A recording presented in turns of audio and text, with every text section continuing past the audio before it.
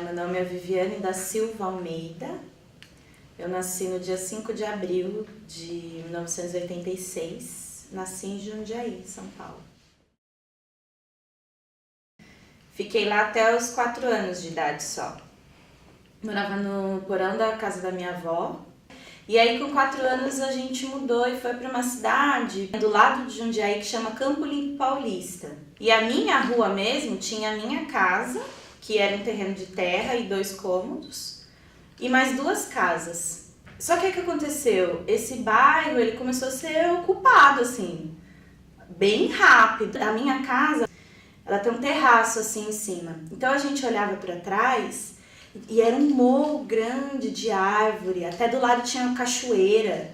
Nesse lugar, de repente não tinha mais, virou São José 2, é casa, é outro bairro. Aí no meu bairro chegou um projeto social, mas não um projeto social de ONG, um projeto social da prefeitura mesmo, chamava Estação Juventude. E aí um dia falaram, vai ter curso de coral. Eu falei, que legal, quero fazer coral também. Tem teatro? Eu falei, teatro não. Aí me inscrevi, aí falou, sala do coral na sala 3. Falei, tá bom. Fui, entrei na sala do coral. A professora tava dando uma aula sobre voz. Aí eu falei assim, gente, próxima aula quarta-feira, eu vou dar aula de corpo, interpretação, improvisação. Eu falei, eu não tô na aula de coral, eu acho que eu errei. Isso que eu fiquei a aula inteira lá, essa primeira aula inteira. E foi muito interessante, os exercícios, todos os exercícios vocais que ele tava dando, e era aula de teatro. E aí naquele dia eu falei, gente, tem um negócio aí. Eu falei, nossa, isso é muito interessante. Tô conhecendo o corpo humano, como é que respira, como é que fala, como é que a voz sai, sabe? Fiquei muito interessada e comecei com 12 anos e não parei.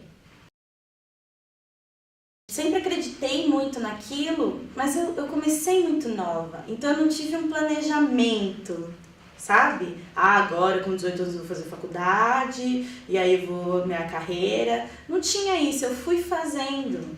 Sempre muito trabalho. Minha cidade, nessa época, era uma cidade que tinha festivais estudantis, campanhas do agasalho, que nós apresentávamos, tudo era muito em torno do teatro. E aí tem isso também, a minha cidade ela contribuiu muito para esse meu desenvolvimento. Até que chegou um tempo que aí eu já tinha 21 anos, eu falei, gente, chega assim, cansei aqui, cansei daqui, cansei da companhia, mas já não era mais também o meu rolê, assim. Aí uma amiga minha insistiu pra gente, eu até me emociono, insistiu vamos prestar EAD, porque tem que prestar EAD. Eu falei, Yuli, minha amiga chama Yuli. Yuli, mas assim, vamos! Mas, gata, não é assim, é muito difícil. E olha, eu te falar, eu não tinha ideia do que era a USP. A primeira fase, gente, eu cheguei no gramado ali da frente do Teatro Laboratório, e parecia um filme de uma escola de música no Lua de Cristal. E elas cantavam com os vestidos brancos, umas flores no cabelo, e elas cantavam num quintal, nas árvores, assim, sabe? E aí eu lembro que eu tinha essa memória, assim, de que olha que legal como é uma escola de artes. Eu tinha essa memória do Lua de Cristal, de como era uma escola de artes. Eu cheguei na EAD e era a mesma coisa. As pessoas todas com os figurinos, os vestidos brancos, esvoaçantes, ensaiando cena, uns cantando, outros maquiados, outros falando texto, jogados no gramado, gente deitada. E eu olhei aquilo e falei, gente, tipo, onde eu tô, sabe? Eu fiquei bem pressionada, assim, e feliz já. Eles trouxeram a gente aqui, o antigo canil, tinha o canil ainda. E aí a gente veio pro canil e tocou e cantou e ficou até o último momento, mas eu já tava que eu não aguentava, assim. E aí aí eles colam a lista ali na frente do Teatro Laboratório. E aí aquele monte de gente pra ver se tem o nome, assim, é bem... E aí tava lá, menino, foi bem... Olha, foi emocionante demais, assim. De repente, eu comecei a pensar que nos próximos 4 anos minha vida ia mudar completamente, assim. De repente, eu era uma universitária. Eu entrei no ano de ocupação na reitoria. Eu lembro que eu passei aqui pela ECA, e eu passei pela prainha e estava tendo uma assembleia e os cursos estavam tirando que cursos tinham entrado, feito suas próprias assembleias e que curso tinha tirado greve ou não. Na EAD, mas não tinha nem essa discussão.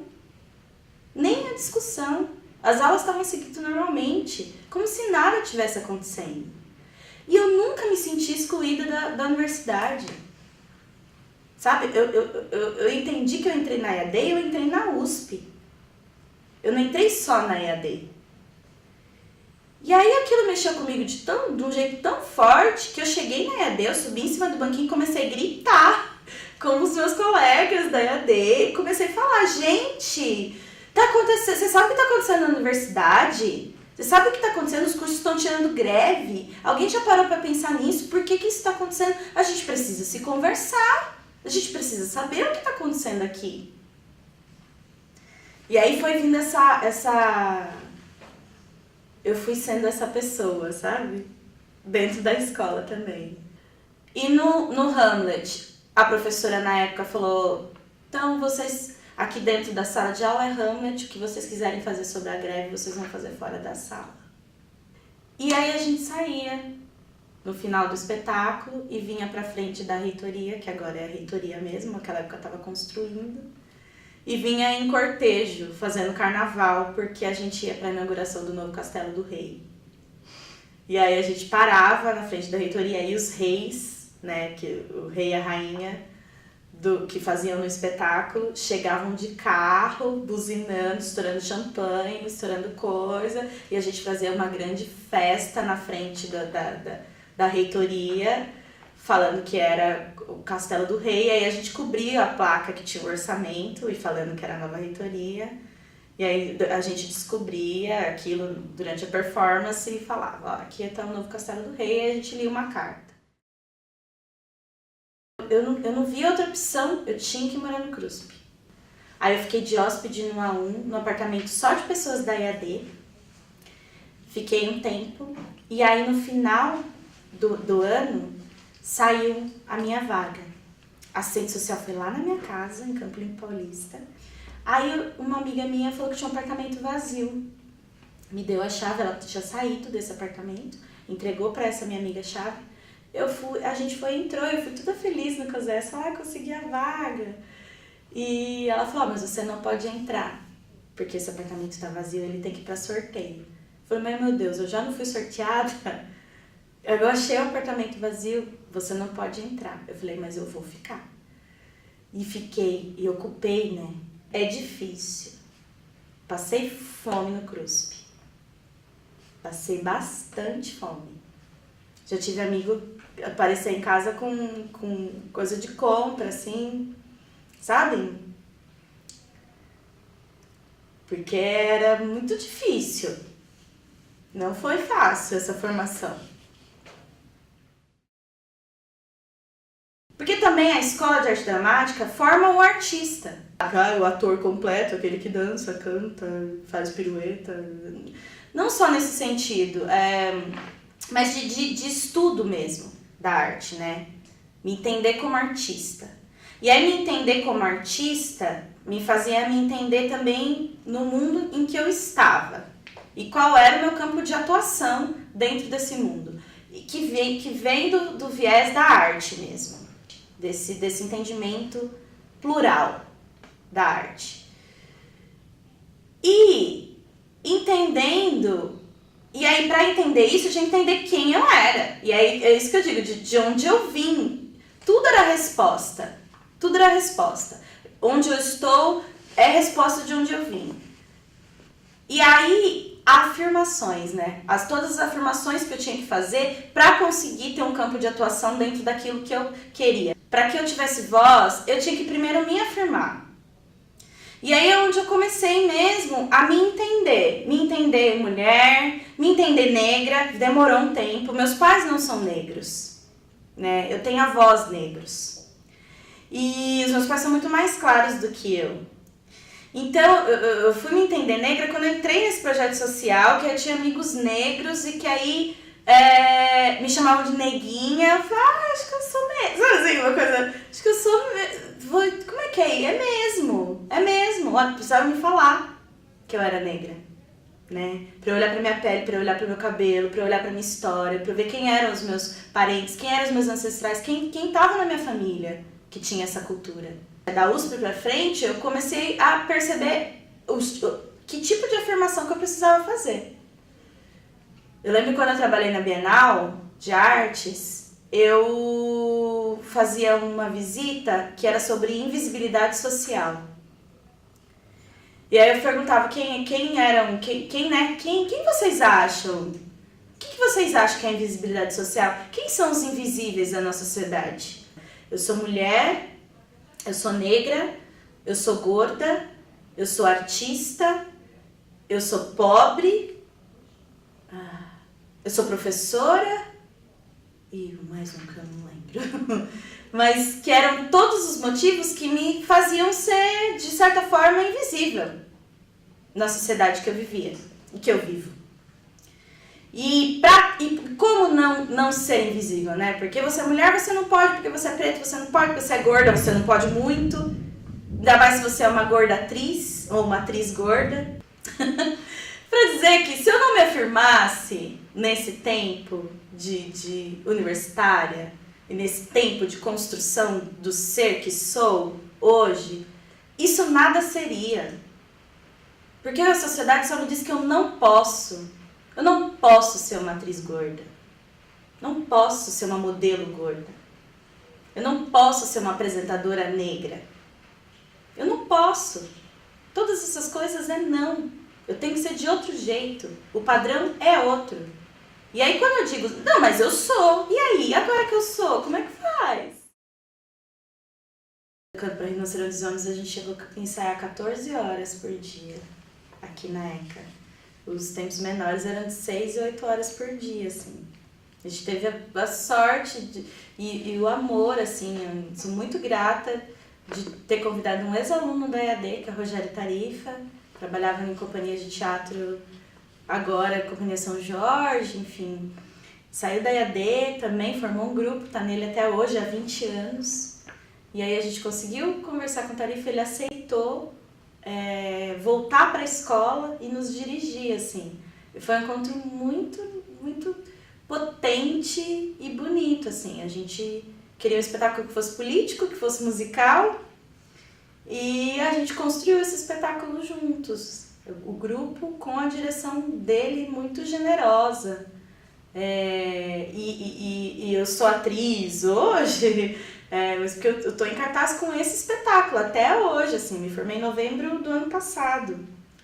Agora em novembro faz um ano que eu apresento o Canto para Rinocerontes e Homens. Agora tem uma companhia de teatro e a gente apresenta esse trabalho, assim. E é um trabalho muito importante na minha vida. Primeiro porque ele me completa, porque eu faço tudo que eu gosto. Eu falo, eu canto, eu danço. E porque é um espetáculo muito visto, muito aceito, muito... Sei lá, acho que os temas que a gente trata, eles são importantes, assim. Foi feito com muito amor e com muita potência, com muita vontade de falar o que a gente tem que falar. A gente não teve medo mesmo de falar com a peça. Então, é isso.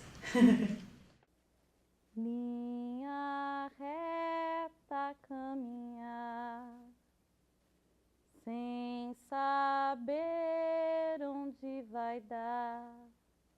No breu sigo só, e o corpo no espaço é bom. Me alimento desse breu, já nem sinto quem sou eu. Noturno fugaz, já não sei se sou capaz de parar bifurcação, entroncamento, contramão. São ruas sem fim, vias de fato aos pés de quem desrespeitou sinais e atravessou ileso, decidiu flutuar, quis se plantar de peso. Quando a noite cansar e a luz brotar a esmo, sigo meu caminhar, nunca amanheço mesmo. Nunca amanheço mesmo. Nunca amanheço mesmo.